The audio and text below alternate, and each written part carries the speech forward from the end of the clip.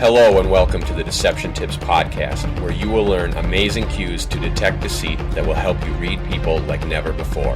I'm your host, Spencer Kaufman. Let's get started. Welcome to episode 66 of the Deception Tips podcast. Thanks for making it this far.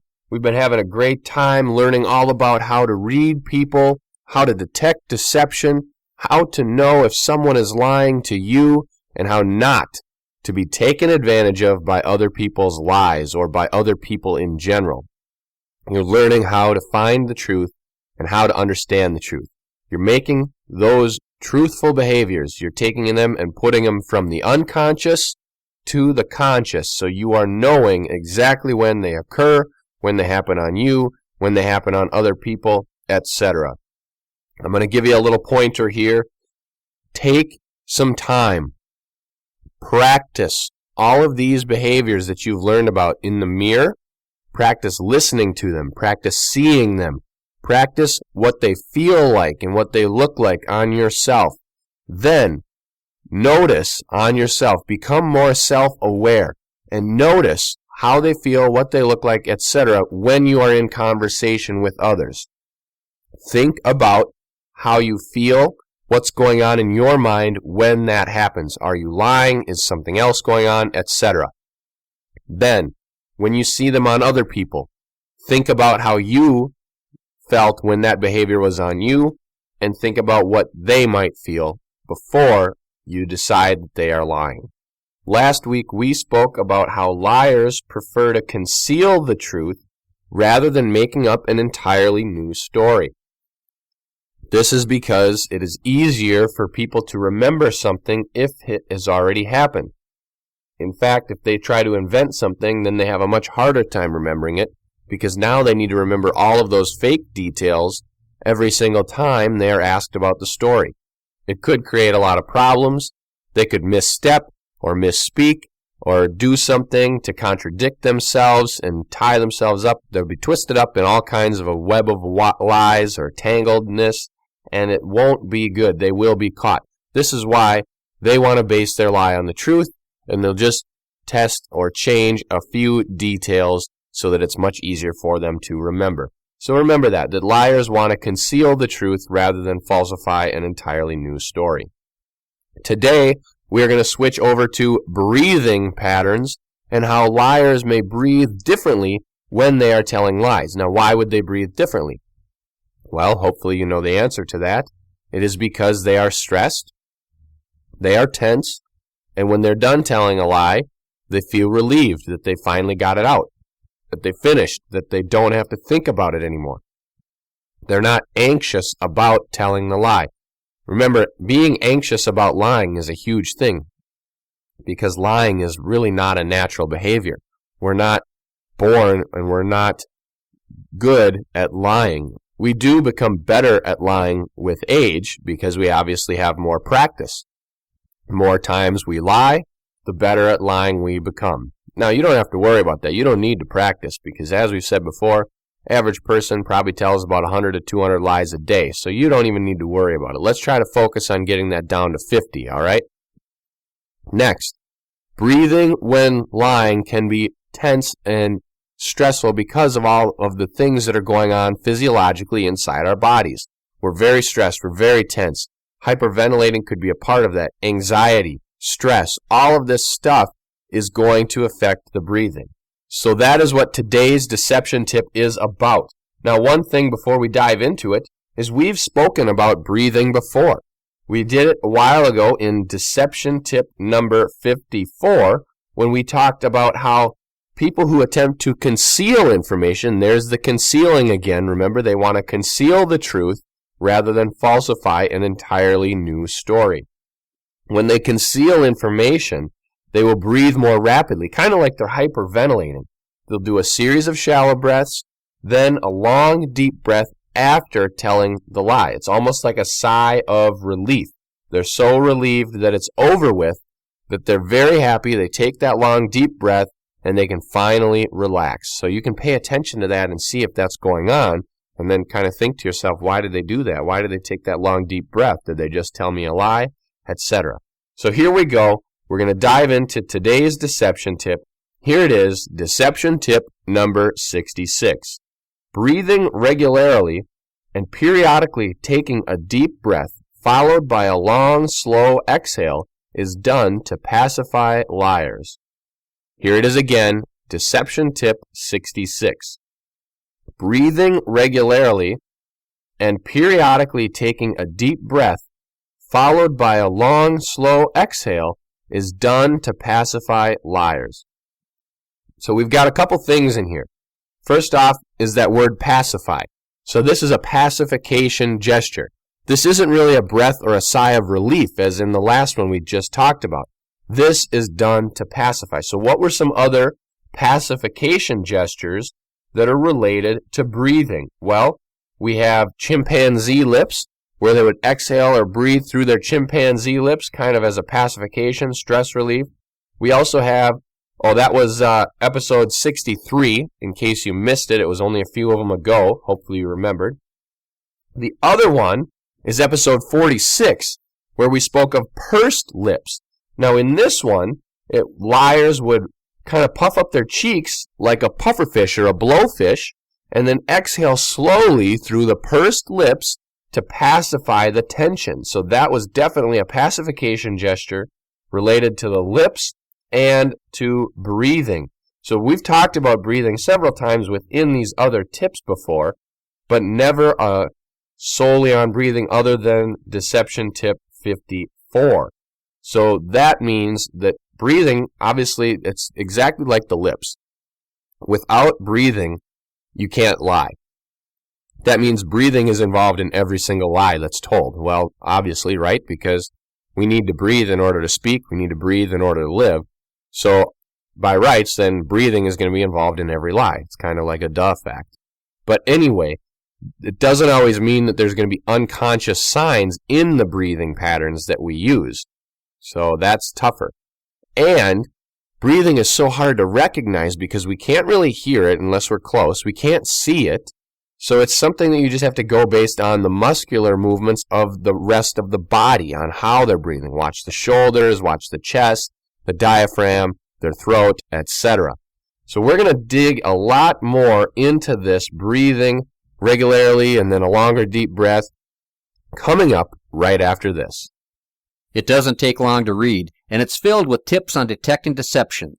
It's Spencer Kaufman's Deception Tips ebook and contains over 100 cues to detecting deception. Available on Spencer Kaufman's website or any major retailer.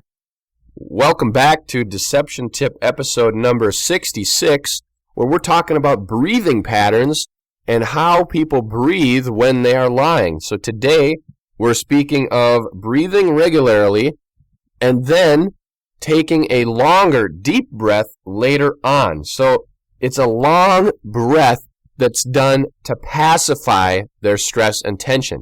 It's not like a long, deep breath of a sigh or relief.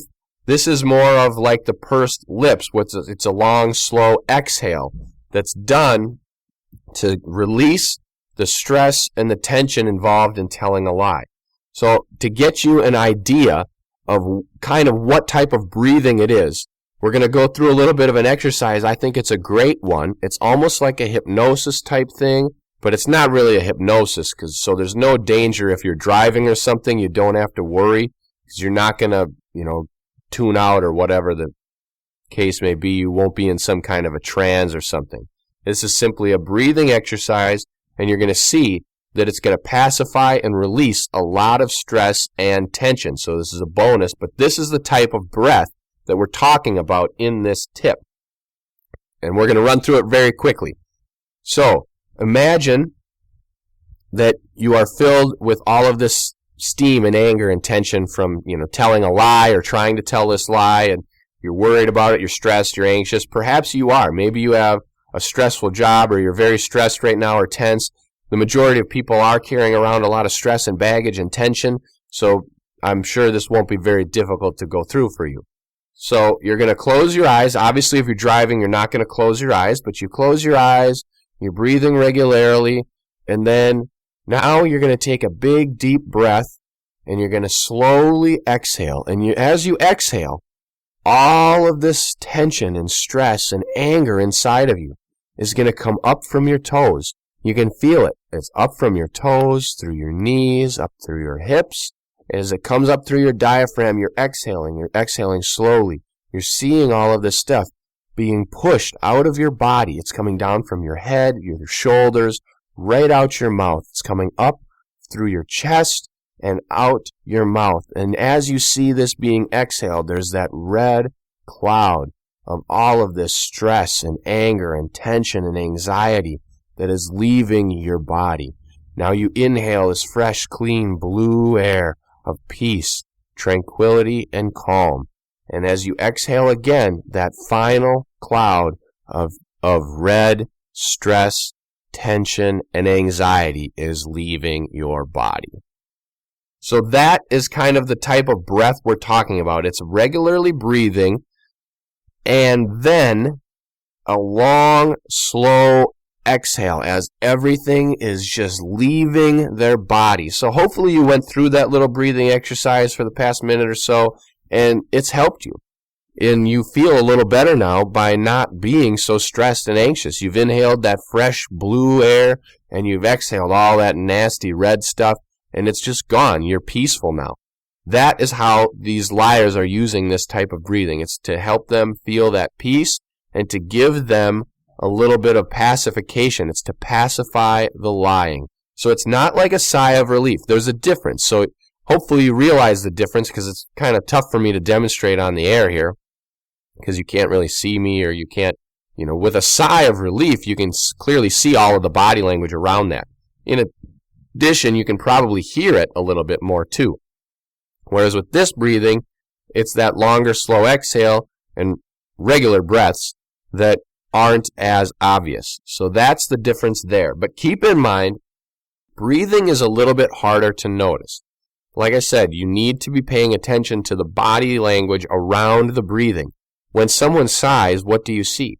Typically, you see their shoulders relax. They go down. You probably see their head move a little bit. You might even hear a little vocalization in the sigh.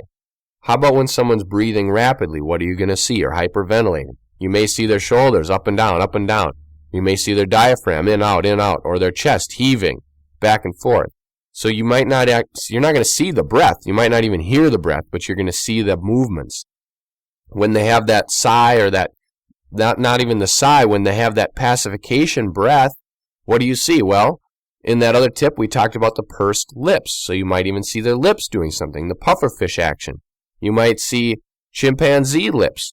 You never know. So you're going to see the other things around the breathing, the support behaviors of breathing, rather than the breathing itself. Then it is your job to understand what type of breathing they're doing with those behaviors. How can you do that? Well, the only way you can understand that is if you first see it on yourself. So you need to understand the different types of ways that you breathe and the different things you do when you breathe and how you may be feeling or what it may be doing for you. Then you can see those on other people and say, hey, when I breathe like this, I feel this way. So that person is breathing like that. Well, they probably feel similar to how I felt, because how can you know that? Well, we're all human, and if we're all human, we have the same basic physiology and thought process, the same roots, if you will, or roots for your other people. That means that you can be pretty certain that it's similar. Now, it doesn't mean it's for certain, but you can use that as a basis and then go from there. So start asking questions, prodding them, having a conversation with them, and then you'll see how right you were. And you'll be able to see other body language signs that can kind of confirm or deny what you were thinking. So that's why, again, it's very important to look for patterns and clusters of behavior. And always, always, always, if you see a behavior, continue to talk with them, continue to speak with them, poke and prod until you start seeing more and more behaviors. Because you want to see a pattern and a cluster to confirm or deny whatever it is you are thinking. Because that is the only way you can accurately detect deception, read people, and spot lies. So I want to thank you for listening to this week's episode of the Deception Tips Podcast. I hope that you'll share it with your friends, subscribe to the feed, check out the videos, the Deception Tips blog, and take a look at the books I have available. And as always, tune in next week for a new Deception Tip.